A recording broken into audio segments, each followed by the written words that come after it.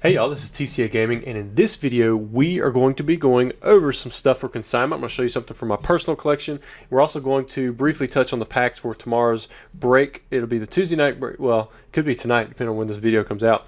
But we've got Crown Zenith. I've got them limited to about 100 packs for like these sets. Got 100 Evolving Skies. Just have a few Lost Thunder, just a few Unbroken Bonds. We do have the Plasma Storm and the Korean CP6 packs still available. And then for some Japanese sets, we've got V-Star Universe. And we also have both of the Scarlet and Violet. I believe there's only 3 boxes a piece available. I'm getting really low on those, trying to keep something available for these breaks. We're not going to have a break on February 14th. That's Valentine's. That is reserved. But let's get into some of the consignments. This one is already up on eBay. Just got a good, a Shadowless Charizard. Pretty much any grade. If it's graded, it's going to still bring a decent amount of money. Then we also got some stuff in for consignment. The guy actually sent me some stuff free. He said, I pulled this fresh from a pack. I think it's an interesting error. I think it'll be better in your hands. And if you look right here, it's actually this Machamp V. And I've seen this happen before. It's like got a wrinkle error. It's not something that you can get graded. It's one of those things that usually is just seen as damage. But when you pull it from a pack, you know what you know. I mean, there's no crease there. I don't know if this would ever be something that would be recognized as a type of error, but it's kind of cool. It definitely doesn't make the card look better, but I've seen them before on all the way back to Aquapolis. I remember I had an Arcanine that had it straight across the front of the picture. All right, this one, it says, this card seems to have strange green lines on the front. Thought it was interesting. I might have heard you bring it up before. This is for you also. We got a Neo King base set 2. Let me pull it out of here, see if we can see it.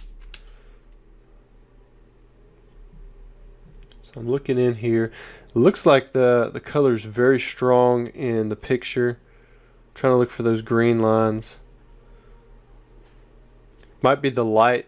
Every time I go to put it in the light, I get it shined back. So I can't really see it here in this picture, but I'm going to look at it a little bit more closely off camera. Maybe you guys saw it. Usually with types of errors that people value more, you want it to be very striking. You want it to be noticeable. That's why miscuts are pretty popular, because you can definitely tell with the centering on something. This one right here says, this card I purchased from you a few years back when you were selling a lot of your error cards. I'd like to give it back as a gift. Man, this guy, super nice. And he had a lot of cards in on consignment. I believe this is a ripped card. Yes, if you look at this Electabuzz, they just graded it as a 3, but probably the main reason being is because you've got this ripped thing going on. Japanese cards, you rarely see that, but you can definitely tell that this one was ribbed. It was just caught in the pack, that's what it means, and the seam went over the card itself. All right, so those are not for sale. So, keep these little notes with it. But he did send a lot of stuff in on consignment. We've got a Absol Prime. There's a 9 there. Got an Alakazam base set 7. Got the German first edition one in a 7, and then a base set 2 and a 9. Blaine's Charmander in a 10. Got a Blaziken. Got both of the Bulbasaurs from Expedition. Great little artworks there. Let's see what I see. He sent in about 100 cards or so. I think it was 99 if I'm remembering right. Got some modern cards here, some Charizards. There's a nice team-up pre-release. Got the Charmanders as well, Choice Band, Crawdon. That's got a 9 OC grade to it. There's Dark Magneton. I still need the Unlimited in a 10. They're not cheap. Dark Slowbro. I need this card in a 10 as well from Legendary Collection. I just lost the one that went through PWCC. I think I bid like $23.50. I think it went for like $2,600, something like that. Got Dale Caddy. Just sold one of these in an 8. It's kind of cool to see that one in a 9. Got the shiny Entei. Got some Espeons. Got the GXs.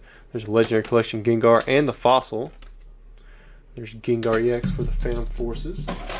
Now we've got a Giovanni in a 10. That's pretty nice for the holographic WotC card. Got a 9 on the Giovanni's Machamp. Got the Gyarados, Guzma, Burning Shadows full arts. They're pretty notorious for not being able to get a 10.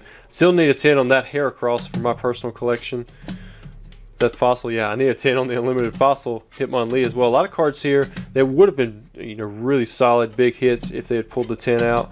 But a lot of times, I mean, it's just tough to get them. You saw he's already got 2 WotC Hollow PSA 10s at the Giovanni and that last card there for the Koga's Ditto.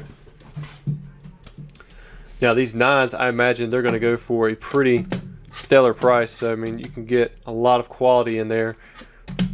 Lieutenant Surge's Raichu is usually one of the easier 10s to grade for Gym Challenge, especially, well, really one of the easiest first edition WotC Hollows period to grade. Another card that I still need in a 10. I'm pretty sure I need a 10 on that card.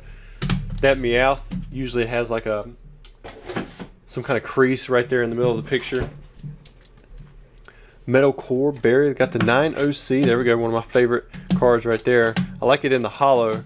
Another big card in the 10, Misty's Golduck. I think I do have that one, both first edition and unlimited. I believe the Persian is the only card I need unlimited. Look at that. Nice secret rare Pikachu from Black and White. Politoed Professor Oak setup. I think the Politoed in first edition, that was the last card that I needed for my personal collection for the hollow set in Neo Discovery. A lot of cool cards here. Back-to-back Rayquaza promos there. Got the Scizor. A couple of Scythers. Got the Seviper. Still got a handful of cards to go too. And this is all from that same consignment. That first one, the Charizard Shadows is separate, but you can see all these have CS7. So you should be able to just find any of these cards by putting in the title, like the name of the card itself. But you know, if you just want to sort just this consignee, you can put CS7 and just search my store. It's a decently big card on the Japanese side. At least I think it is. Or maybe I'm thinking the promo. I know the promo on the English side wasn't too scarce, but it was still a tough grade to get. Got a Steam Siege Secret Print. Wonder why they called it that instead of Secret Rare. There's a Wartortle, Wigglytuff, and a Zapdos. So that'll round out that consignment. We did have one more consignment that had some pretty big cards in there in a 10. Got the extra rule. I believe you get 5 different types of secret rare cards like this for the Vending Series 3. Wish this one had been a 10. Got the White Star Birthday Pikachu Classic Collection Blastoise. Got the McDonald's Charmander Dark Blastoise. Got some modern cards as well. We recently sold a reverse haul of that one. It did pretty good in auction. There's a Gengar. That's going to be good in any language. I don't care how easy it is to grade. Got a Misty, got the Naked Misty. We got the McDonald's Pikachu. That banned artwork on the Misty's Tears. I wonder if it would get banned today. I don't know if they'd even print it out there, but as risque as some of the trainers they put out there, I imagine it would just get printed and people would just buy it up. Alright, so now for the personal collection stuff I was telling you guys about. It's this right here. So I've shown this before, but I had them out, so I thought I would show them again. This is a square cut holographic Neo Revelation Ampharos. It has been graded by BGS. I got this directly from a WotC employee. In fact, he had a stack of them. It was roughly a sheet or so. I believe there were it was just enough to make 7 full sets, or it was 6 or 7 full sets, and there were some extras. And I sold a lot of the extra stuff off to collectors I knew at the time. But then I kept a set for myself. So you got the Blissey. Then we've got a Celebi. These don't have like cool hollow bleed or anything like that. There's a Crobat. They didn't grade too great. The centering wasn't, I think the centering is what hurt them the most. There's the Delibird. Entei did pretty sweet. Got the 9. I almost sold this one right before COVID at the Hartford Collector event for, I think it was like $500, just the Ho-Oh. Glad I didn't because it would have broke up the set. There's the Houndoom. We have a Jumpluff. Got the Magneton. Here's the Miss Drevis. It's got the hollow eyes on this one. I think some people said that's like a hollow bleed, but I'm not really too sure on that. There's the Porygon 2. Raikou. Hollow bleeds are much less common on first edition, if I understand it right. There's a Suicune, and you guys, we do have these Shinings. You got Shining Magikarp and Shining Gyarados with the matching 8.5s. So I plan to keep these in my personal collection for a while, but you know, you just never know what you'll let go of.